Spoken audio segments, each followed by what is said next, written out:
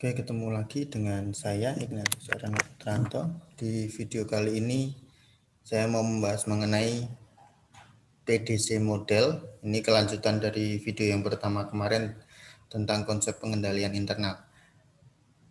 PDC model itu kepanjangannya adalah Preventive, Detective, and Corrective Control. Nah, ini ada gambar yang saya ambil dari bukunya Hall yang menunjukkan bagaimana tingkatan pengendalian ketika perusahaan itu menerapkan PDC model ini.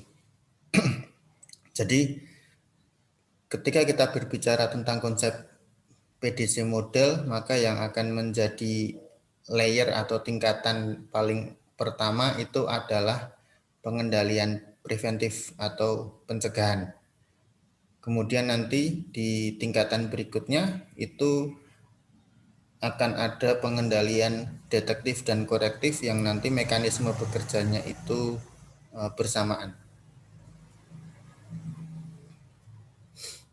Nah, PDC model ini sebagaimana halnya konsep pengendalian internal digunakan untuk mengurangi terjadinya peristiwa-peristiwa yang tidak diinginkan, ancaman-ancaman yang mungkin dihadapi oleh perusahaan-perusahaan. Nah, kita mulai dari preventive controls. Hall mengatakan bahwa prevention is the first line of defense in the control structure. Jadi ini yang tadi saya sampaikan bahwa pengendalian preventif atau pencegahan itu adalah pengendalian di tingkat paling awal, di lapisan pertama istilahnya. Jadi ketika ada ancaman yang akan masuk ke dalam sistem perusahaan, ancaman-ancaman itu akan langsung berhadapan dengan pengendalian preventif ini.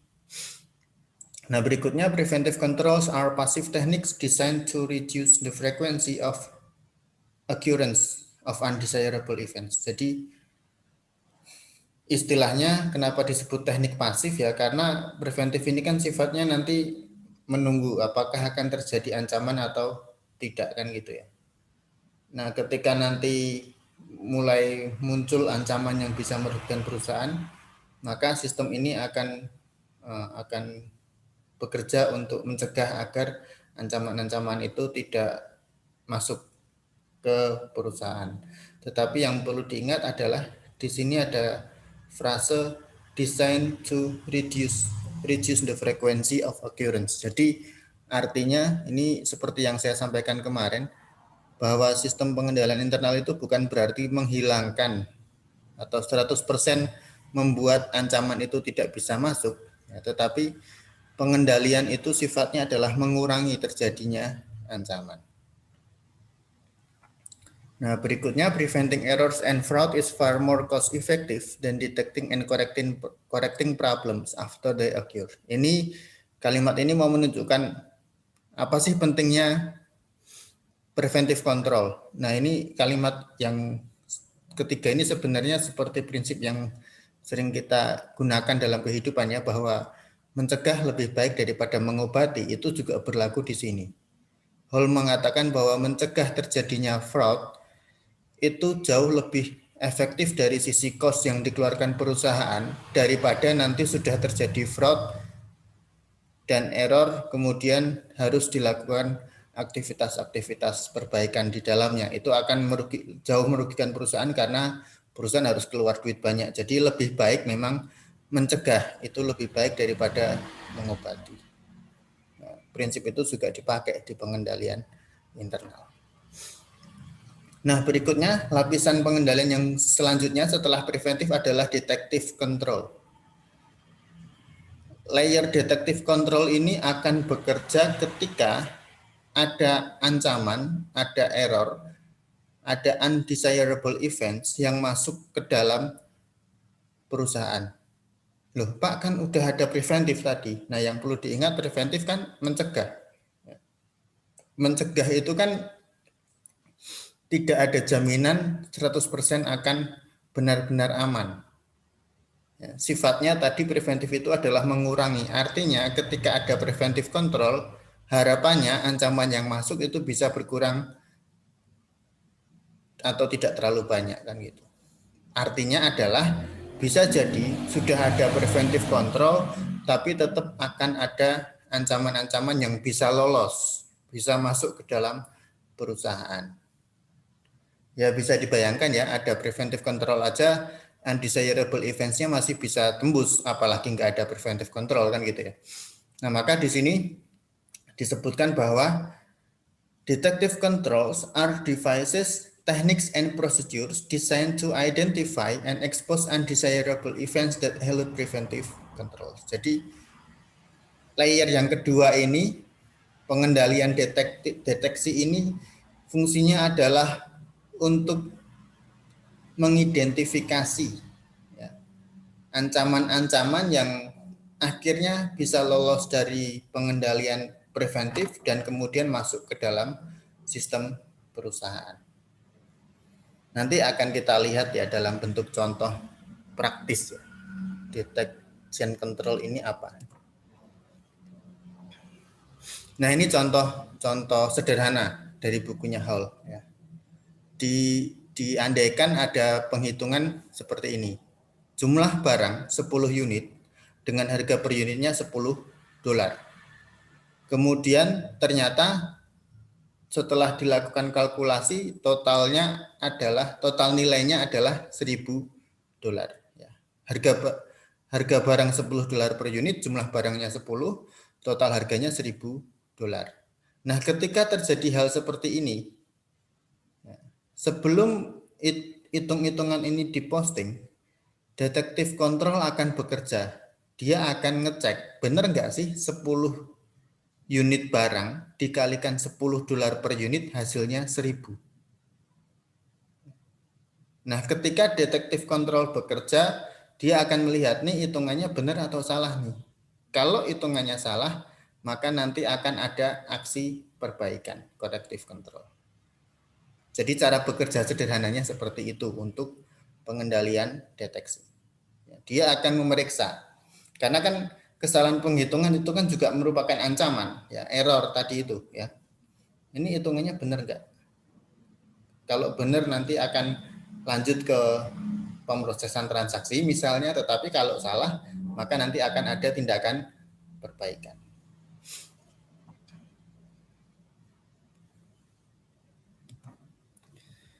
Nah, di lapisan berikutnya yang bekerja bersama-sama dengan pengendalian deteksi adalah pengendalian korektif.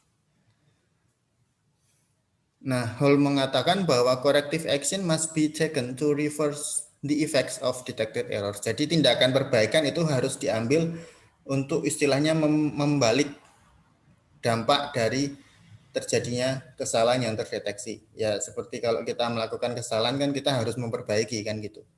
Maka ini konsepnya juga sama. Ketika tadi detektif kontrol sudah bisa mengidentifikasi bahwa ada error di sana, maka tindakan perbaikan harus diambil. Misalnya tadi contoh yang sederhana, penghitungan tadi ternyata salah, 10 unit kali $10 per unit kok $1.000, kan harusnya 100. Maka begitu ada kesalahan yang telah dideteksi seperti ini oleh pengendalian deteksi, langkah berikutnya pengendalian korektif yang bekerja. Dia akan mengingatkan user untuk memperbaiki penghitungannya. Jadi intinya pengendalian korektif itu fungsinya adalah untuk memperbaiki permasalahan yang muncul.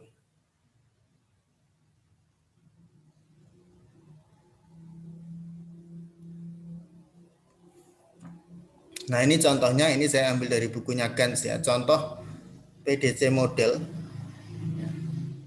Preventive, Detective, and Corrective Model untuk pengendalian internal. Misalnya, kalau dari sisi administratif, harusnya tindakan pencegahan itu berupa acceptable use policy. Acceptable use policy itu semacam dokumen yang isinya adalah bagaimana cara karyawan atau cara orang-orang di dalam perusahaan itu berperilaku terhadap sistem informasi yang ada di perusahaan. Jadi semacam dokumen tertulis kan gitu ya, acceptable use policy. Atau security awareness training, adanya pelatihan yang diberikan kepada karyawan untuk meningkatkan awareness mereka terhadap keamanan sistem informasi. Dua hal ini kan sifatnya mencegah secara administratif ya.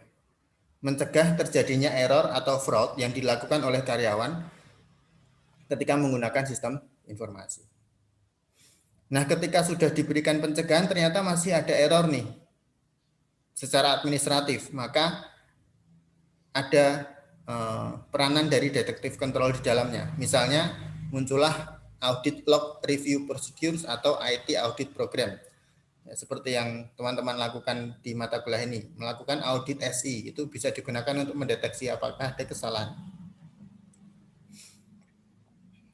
Nah, ketika ada kesalahan seperti tadi secara teori, maka ada corrective action kan gitu ya.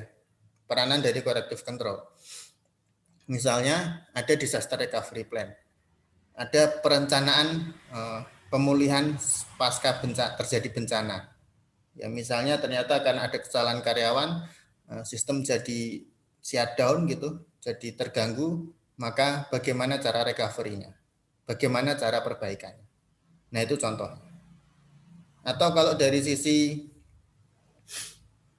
fisik ya, nih dari sisi fisik misalnya, preventifnya adalah lock doors and server cabinets biometric access control. Pencegahan secara fisik itu biasanya yang sering kita lihat misalnya adalah pintu brankas yang terkunci secara ketat. Nah, itu contoh pengendalian secara fisik.